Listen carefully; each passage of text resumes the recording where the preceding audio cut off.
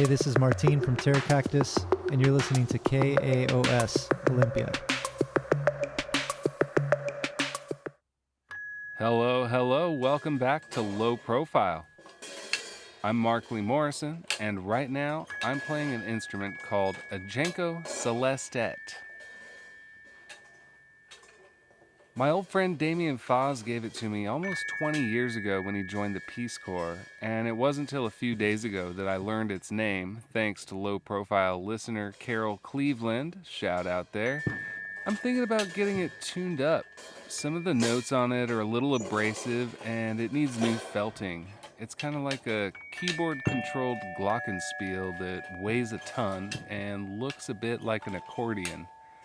I guess I thought I'd tell you about this because I'm going to be using it for the intro music moving forward, which is why I'm prompted to get it fixed. Thanks to some of the listeners who are helping cover the cost. I've got a wonderful show for you today, but first I'd like to give you a little info about this free summer concert series I've been working on for the last few months. Schurler Sundays with Markley Morrison. Yeah, they got my name in there. Basically, the folks from Three Magnets Brewing Company, the makers of Schurler Easy Beer, have invited me and a bunch of terrific artists to give the Olympia community a steady string of concerts with an interview segment at each one.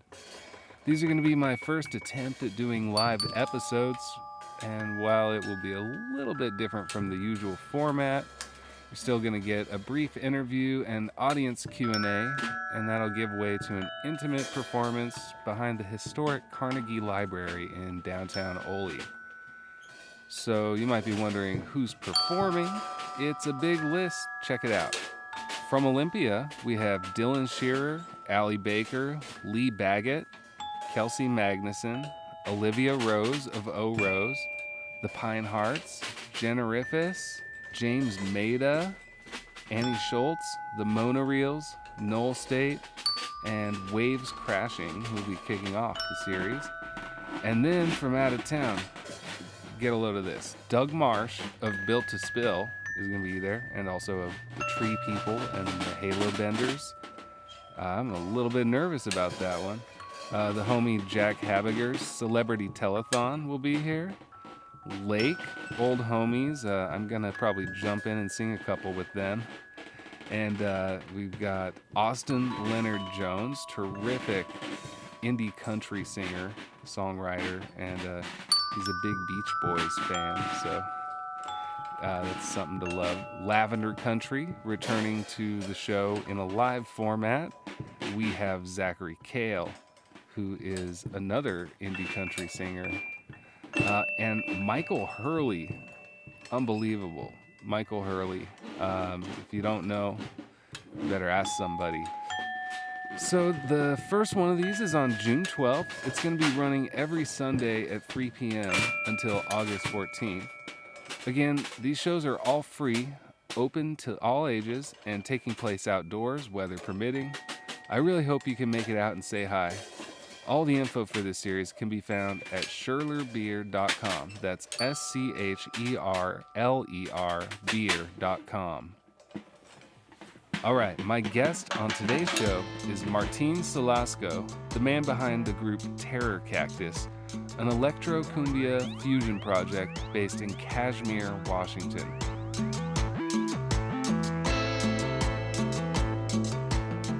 This is their recent single, and I'm hoping I'm doing this title justice, Cumbia del Sachoyosh.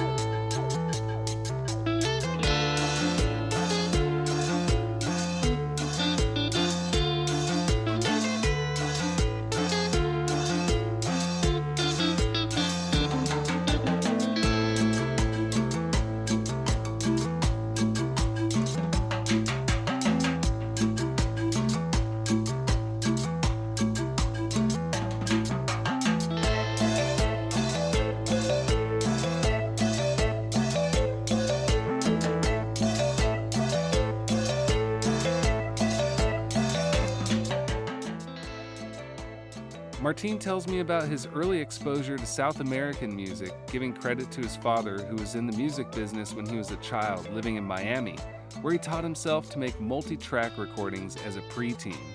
He was pressing CDs and distributing that throughout like the Latin American marketplace. At the time, CDs were relatively new, and the technology for pressing that wasn't widely available throughout many Latin American countries. We also discuss his move to Seattle and the challenges of bringing his music rooted in tradition to a predominantly white indie rock audience, why he doesn't sing, and his new collaborations with folks who do. I spoke on the phone with Martin Salasco from his farm in Kashmir.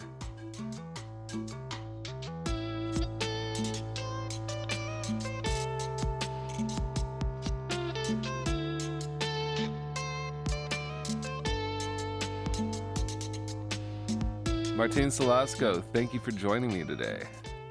Thanks for having me. Pleasure to be here. I just played for the listener the latest single as of the recording of this interview. I don't want to mess up the pronunciation. What's that single called? It's called Cumbia del Sachajos. All right, yeah, I wouldn't have got that. So you make modern kind of neo-traditionalist cumbia music, and that's a type of music that I've been really in love with ever since I first became aware of it. And the only reason I haven't had very many or any cumbia artists on this show before is because I have the handicap of not speaking Spanish, and so I can't really talk about the songwriting, the lyrics, you know. So we have an advantage here because Terror Cactus is primarily instrumental music. That's true. We've had the pleasure of meeting in the past. We played a show together once here in Olympia. That's right. And you came out and played another gig for kiddos that I set up. Yeah, that was awesome. Thank you. Yeah, that was pretty special.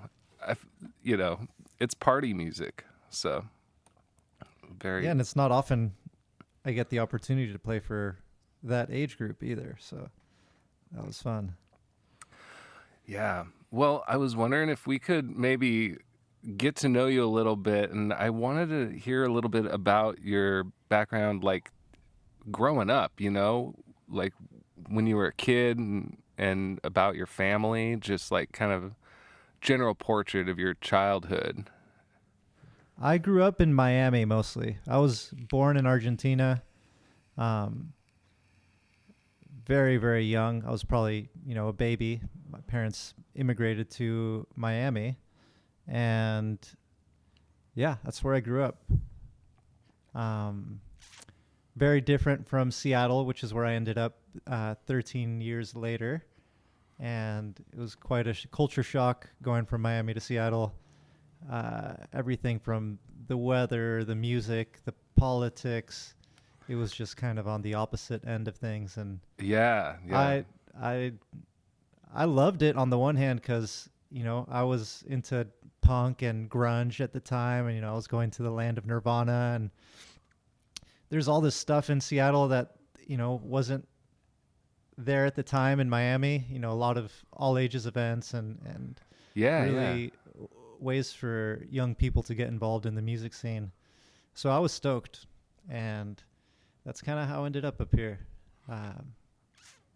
Right on. And so when you got involved in the Seattle music scene, is that like when you began to learn instruments, or did you do that at an earlier age?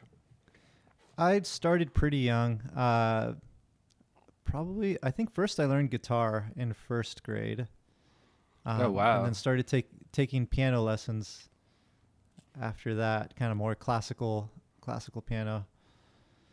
And then my dad was always pretty musical.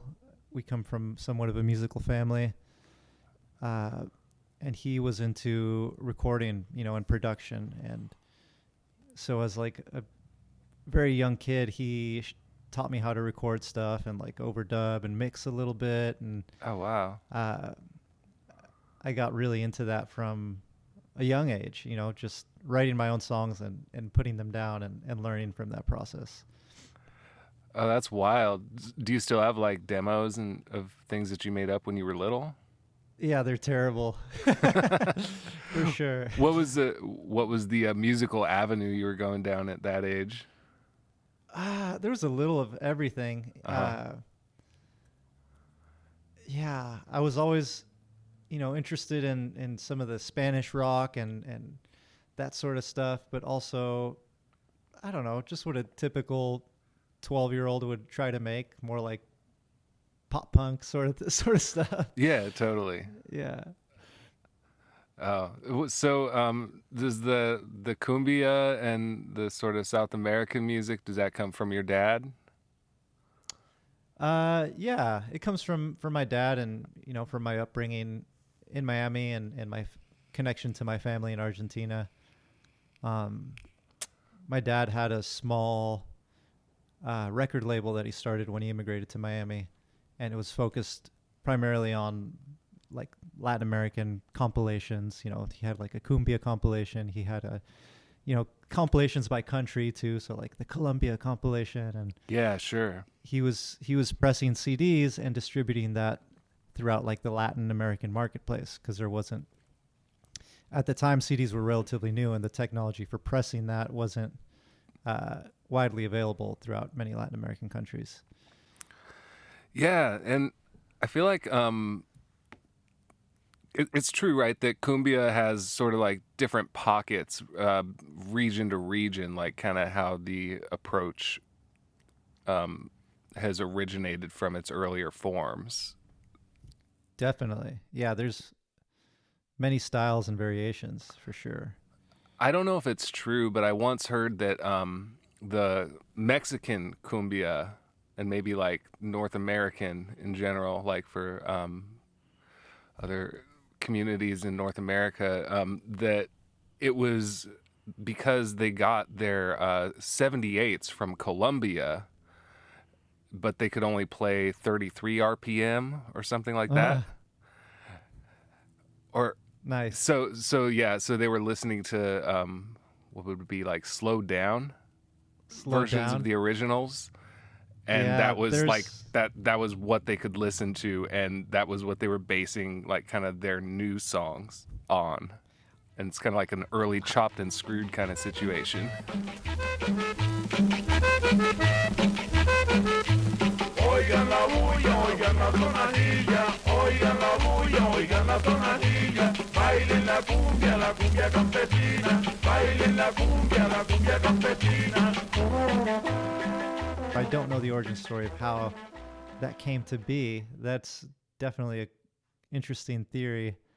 But yeah, there's a style of cumbia in parts of Mexico where they listen to like very slowed down versions of the songs, and it's really cool. It's like kind of like you said, chopped and screwed. It's kind of psychedelic, and Mm-hmm. like all the little rhythmic grooves kind of come out really heavily, because it's a pretty simple rhythm, but it's got a definite groove to it.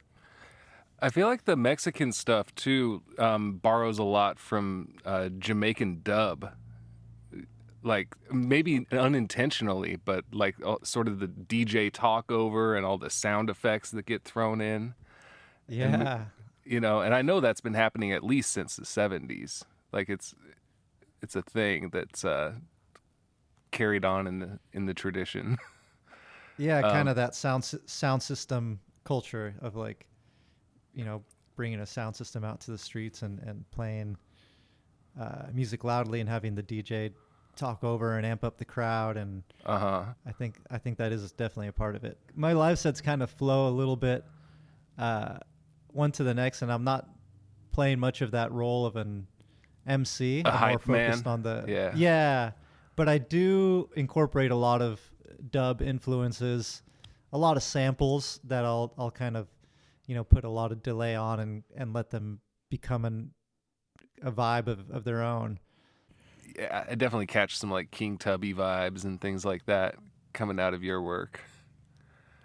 Nice. Thank you. It's a nice synthesis of different folk forms. For sure. I love that. I mean, I think there's definitely a dub, cumbia, reggae connection, even in the rhythms. They're kind of that more laid back. Mm-hmm. And a focus on the offbeat. Mm-hmm. For sure. Well, yeah, this has been our music theory session. So Terra Cactus, when that first came to be a thing, it was a solo act, and that's what I saw initially. Am I correct there? Yes. Well, kind of. The production and the recording has always been, or I would say 90% has been a solo endeavor. Mm-hmm. And the live shows, I've always tried to incorporate other bandmates, whether it's doing live visuals or playing percussion or having multiple percussionists. I like the live experience to be a little bit more dynamic in that way. So having extra hands on stage definitely helps bring that energy level up.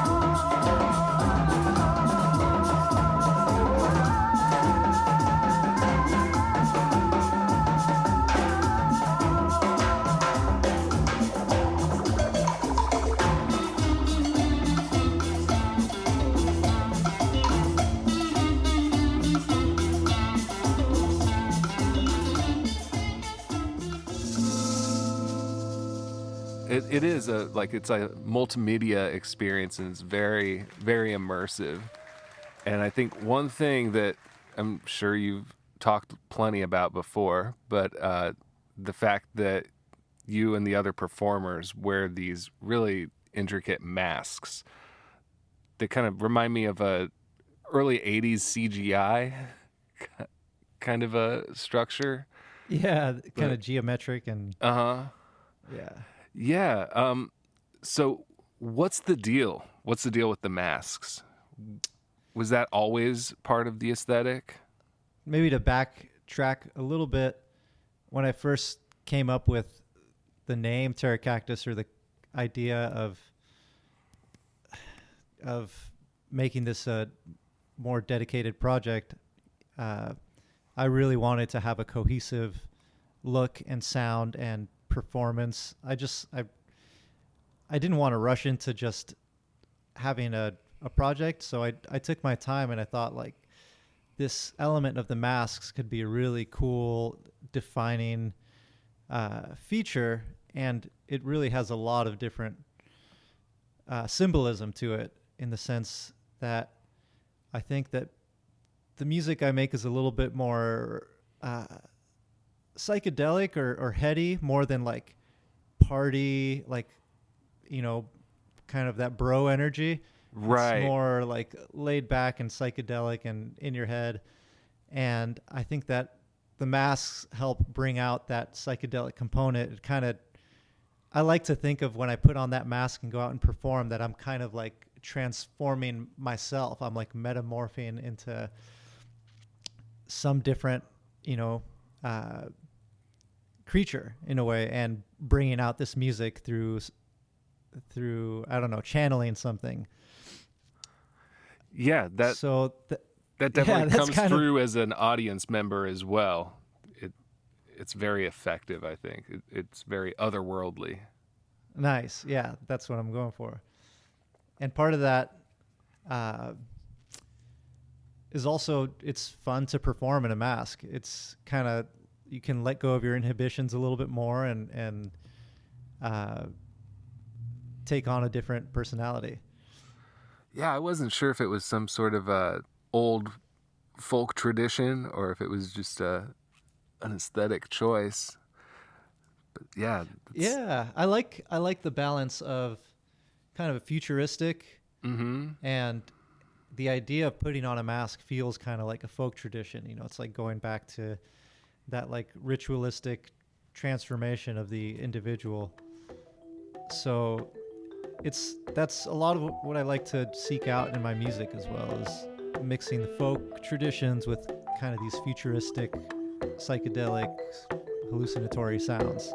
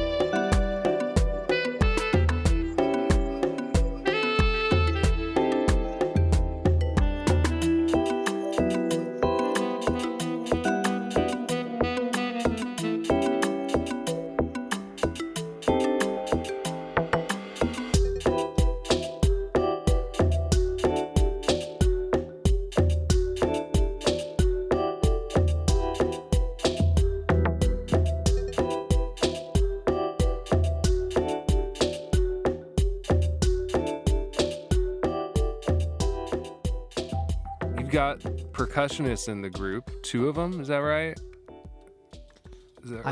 Is there variable band members? Or? It's variable, yes. Yeah.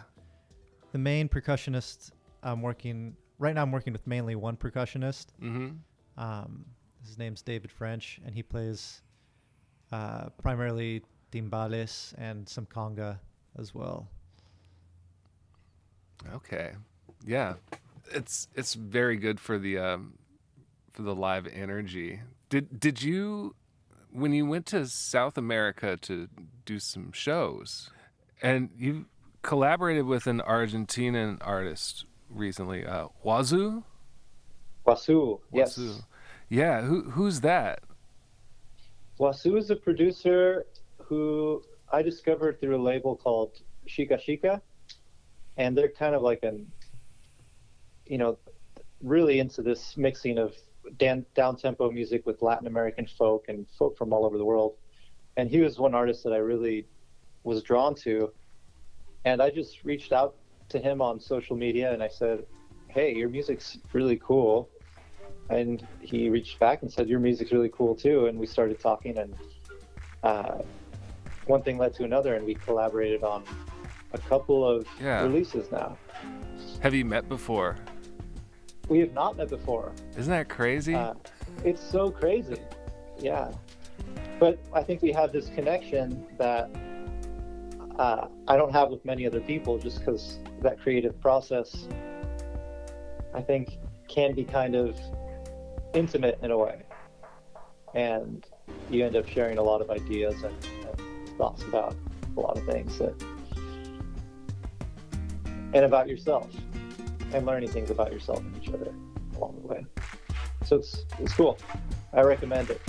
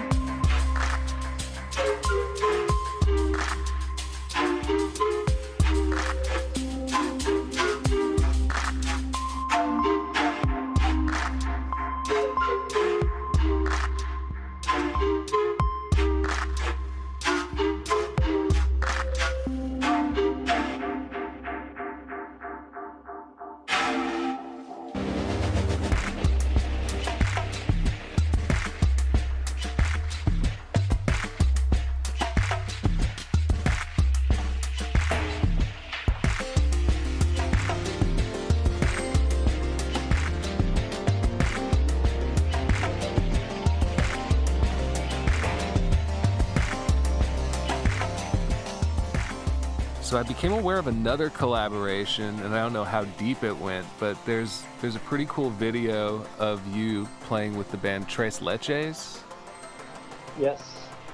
That's out on the YouTube. I forget where it came from initially, but that's really fun to see you with, like, you know, more of like a rock outfit, which you've mentioned that you're no stranger to that sound. Yeah. But That was a really fun collab. Sorry, go on. oh, yeah. Well, you sing in that video. I do. Yes.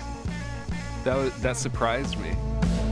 Ya no vamos más al puerto, pirañas del mar. Ya no vamos más al puerto, pirañas del mar. Ya no vamos más al puerto, ya no vamos más.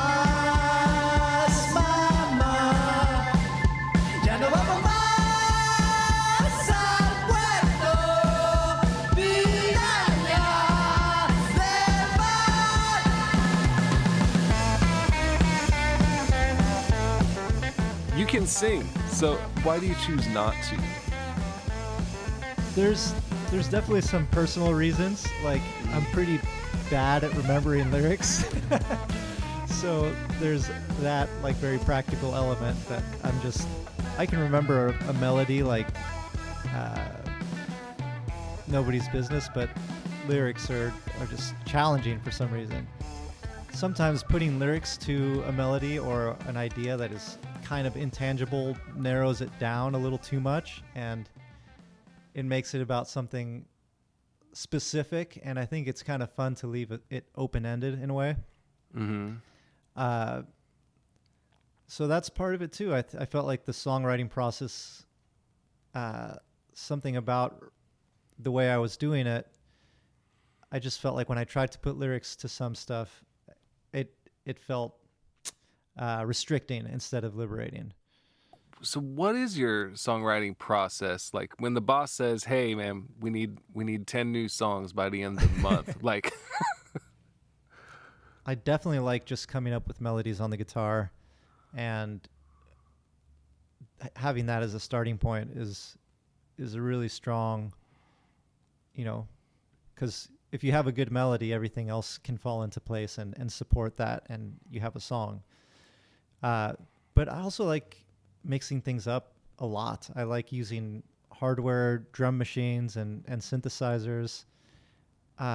Sometimes I'll start an idea with a voice memo or an app on my phone, like a silly, you know, music making app that isn't super sophisticated, but it can be just anything that gets the creativity flowing, can be a starting point. And then I try not to get too bogged down on finishing it right away. I feel like if I let it go and then come back to it at a later point, I'll have all this new creative energy and ideas to add to it.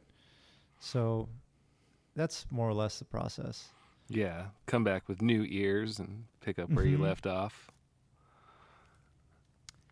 Yeah, and try not to get stuck.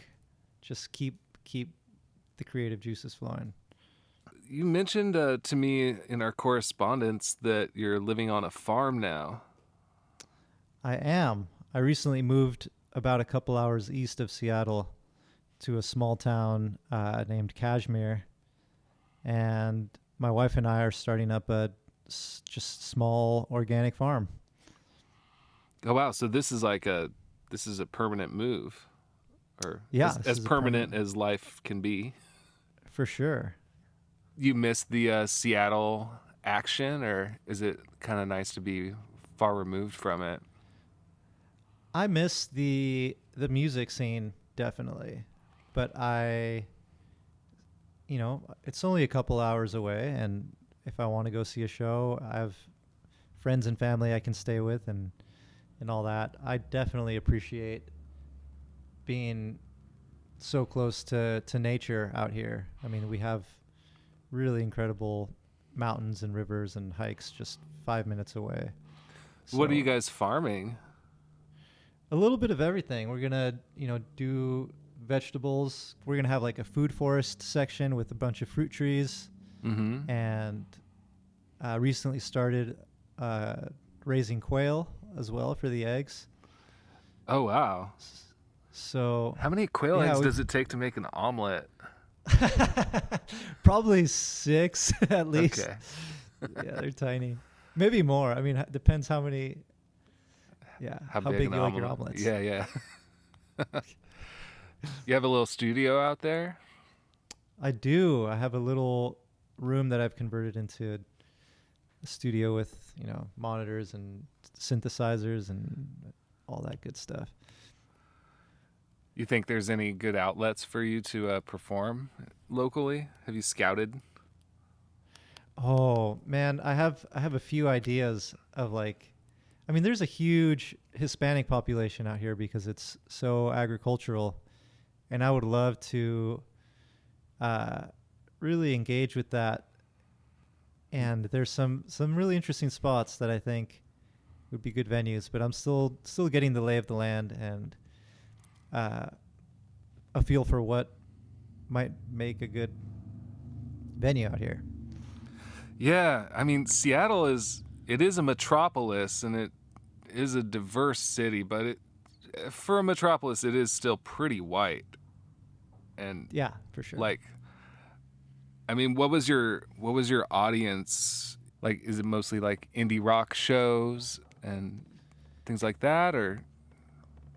At first, it was definitely that because I feel like that's the kind of show that is most available, most accessible when you're starting a band that nobody knows about, is playing at a local bar with some other more established local acts that can draw in a crowd. And Right. but it's always been kind of my intention to allow for a different scene to blossom as well.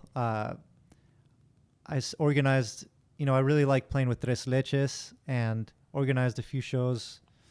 I mean, one show that stands out to me that we put together was with Tres Leches and Guayaba, and kind of featuring very different Latinx music scenes, but all kind of somehow working well together.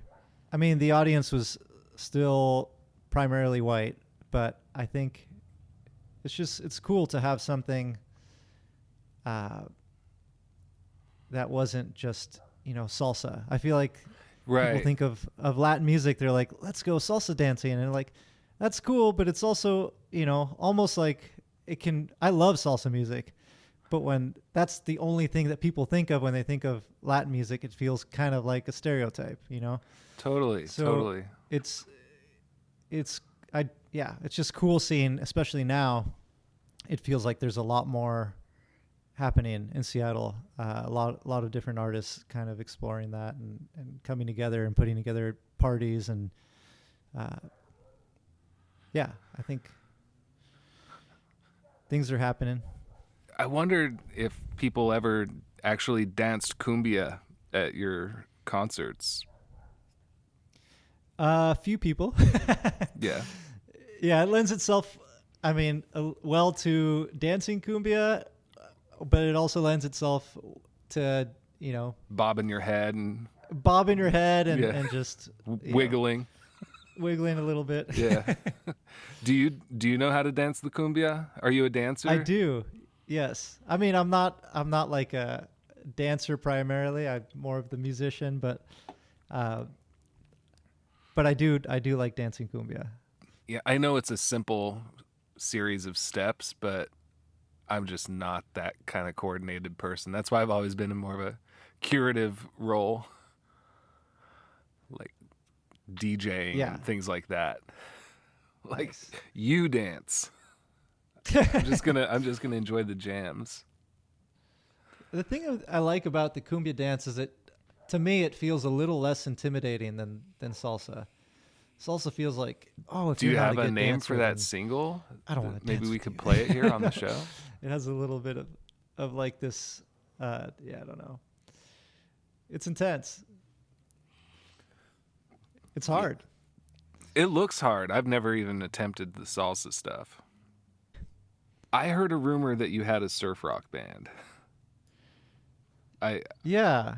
I mean, it was something like that. It was Something surf. like It was garage. It was wacky. It was called Tummy, like belly, but tummy. Uh-huh. And it was really fun and really wacky, and played a lot of house shows and basements and yeah. What else can I say about it? Yeah. Is that like in your teens? No, that was in my 20s. Okay. Yeah, I'd say early to mid 20s, Uh-huh. and it was fun. Ghost planet, ghost planet.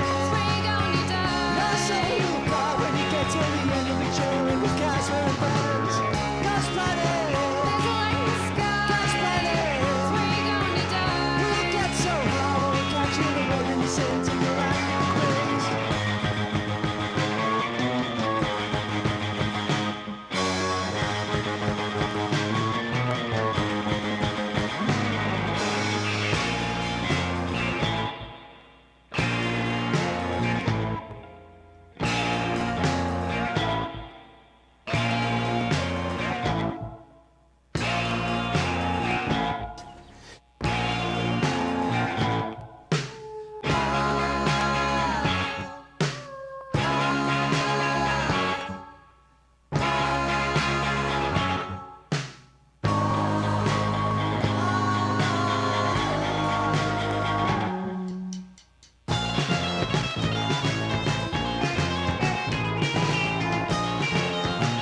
Ghost planet, ghost planet. Not so far when you get to the end of the journey with gas and birds. Ghost planet, ghost planet. We'll get so high when we catch you the way you sing to your active brains. No, you cannot survive. You cannot survive.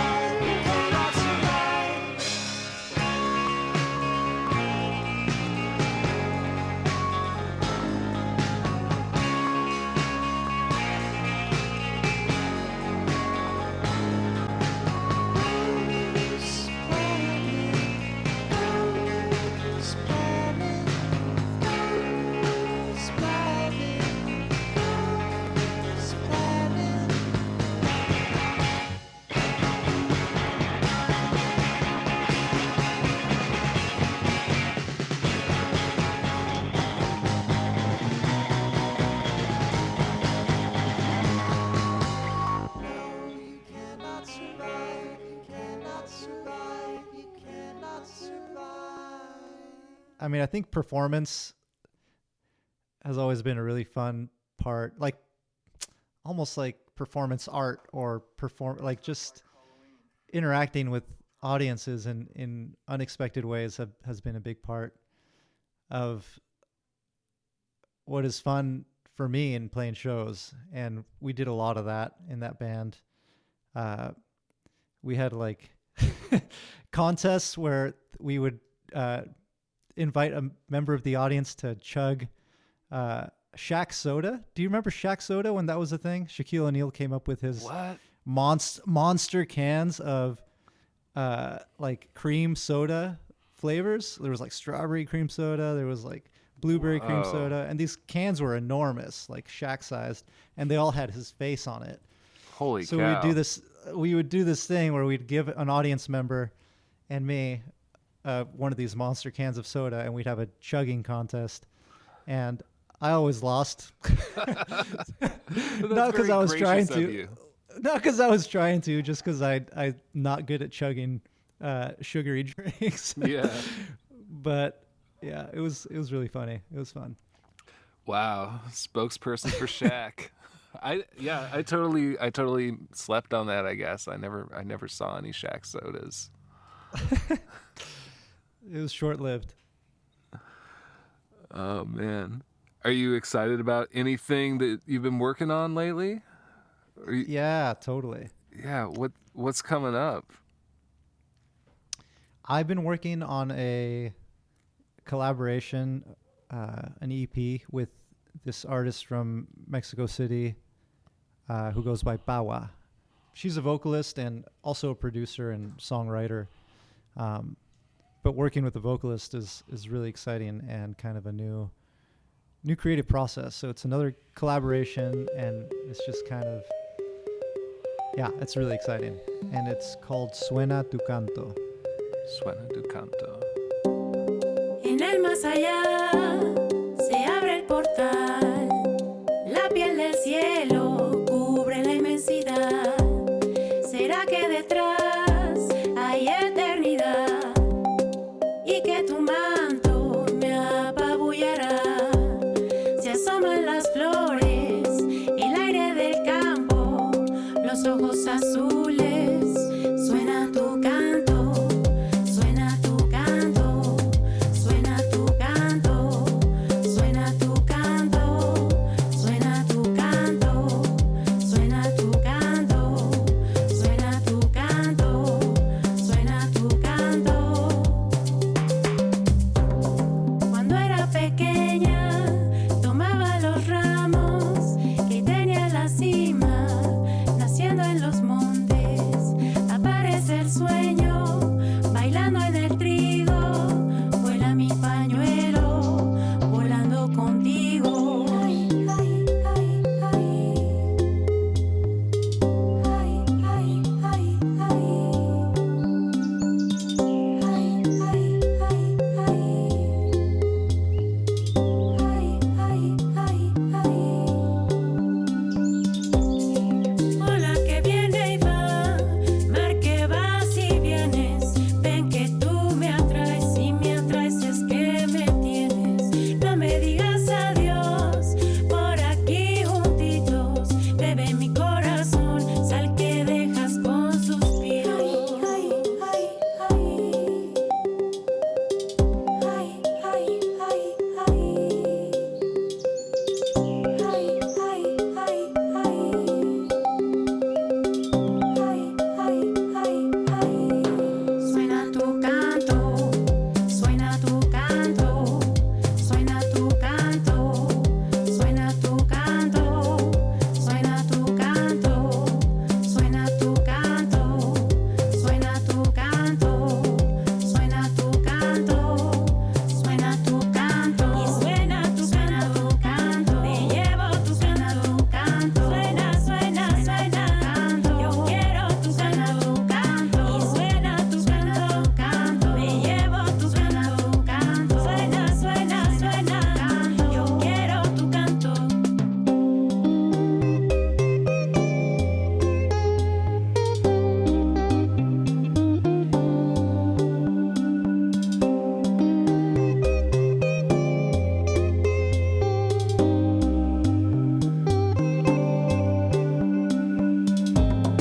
Palabras que la tierra dice con un gran cielo azul. Nada queda, queda nada, quedo yo. Palabras que la tierra canta con un gran cielo azul. Nada queda, queda nada, quedo yo. Palabras que la tierra dice con un gran cielo azul. Nada queda, queda nada, quedo yo. Palabras que la tierra canta con un gran cielo azul. Nada queda, queda nada, quedo yo. I think this sort of correspondence-based collaboration. I think it's exciting times. It's for exciting. yeah, music that wasn't really as possible or as feasible. I mean, have you been to Mexico City? I have, but I've never met this artist. I've always So- wanted to go, but yeah. Oh, you should go. It's cool. It's one of my top favorite cities. Here's a question for you. Do you feel like you have a responsibility to preserve a folk tradition through your work? I think so. I mean, I think that what I want to do in my music is kind of keep alive traditions, but by letting them evolve also, and letting them become part of this new context. You're pushing it along. Yeah, exactly. Keeping it relevant. And I love the really, really traditional stuff. And I wish I had that as more a part of my life. But it's really exciting to be able to bring that into a new context and explore new possibilities with that. And something that feels unique to my experience too, as a immigrant living in the U.S. In these crazy times. Yeah, they sure are. I mean, it's fun to connect with kind of my heritage also and my roots, and being so far away from places and people that I feel like are a big part of who I am. Having that music is really rewarding.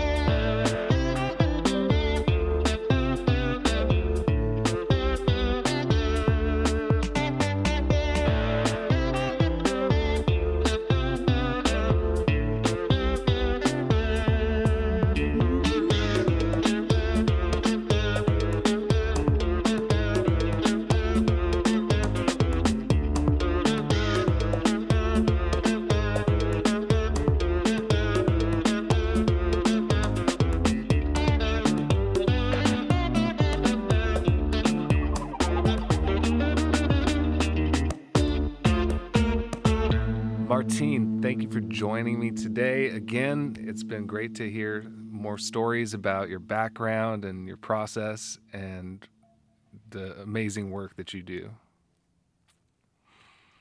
Thanks for having me. Yeah, anytime. Come on back anytime. Where can we point the listener to find more of your music and give you some support? Cactus.bandcamp.com. Bandcamp's great. Hopefully Yeah. it continues to be great. We'll see what happens. There's some changes going on there. There's Maybe some changes, but at least on it's- paper.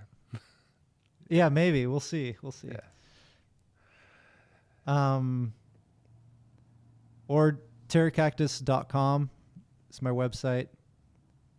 You can Google Terracactus. I don't think many other things will pop up with that name. Yeah, that's a great website too. Thank you. One of the best on the whole web. Oh, man. Wow. Might have to make you an award. We'll see. I am flattered. This has been the 56th episode of Low Profile, featuring my interview with Martine Salasco of the band Terror Cactus. Thanks to Nathan Burko Gibson, who painted all the portraits for Season 5, and thanks to Martine for his time. You can find a list of songs played on this episode, links to all the previous episodes, and access exclusive bonus content at lowprofilepodcast.com.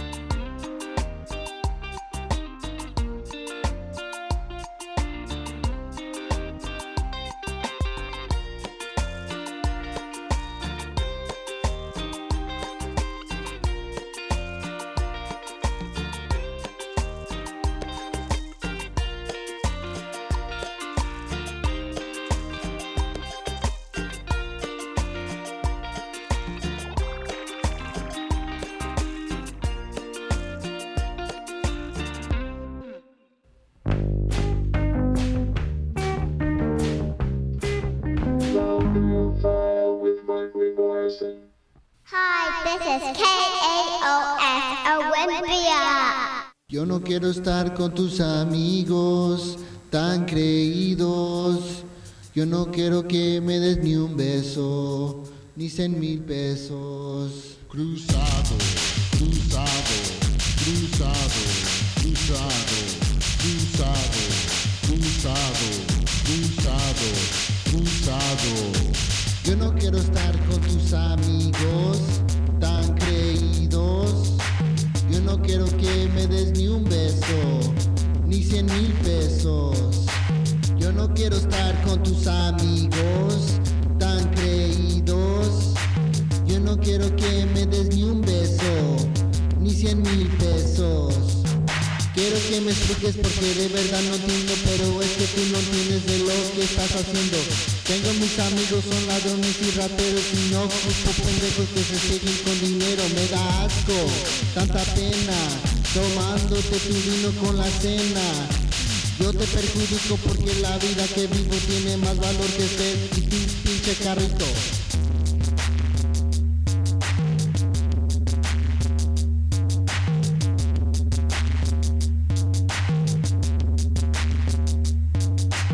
Yo no quiero estar con tus amigos tan creídos.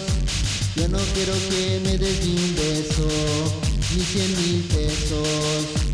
Yo no quiero estar con tus amigos tan creídos. Yo no no quiero que me des ni un beso, ni 100,000 pesos. La, yo fallé en misa por este ritmo que me da risa.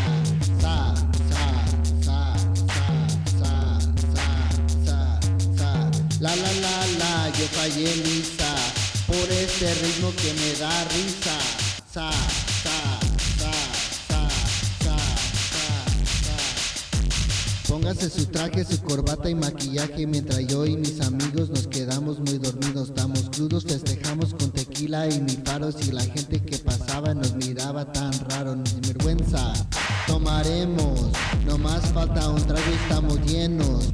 Porque con mis amigos yo nunca me despido y me da más placer que un pinche anillo. Yo no quiero estar con tus amigos tan creídos. Yo no quiero que me des ni un beso, ni 100,000 pesos.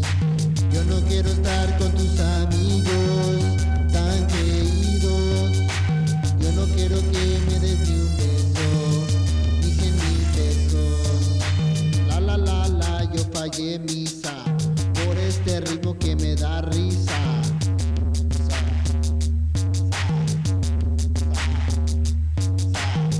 La, yo fallé misa por este ritmo que me da risa.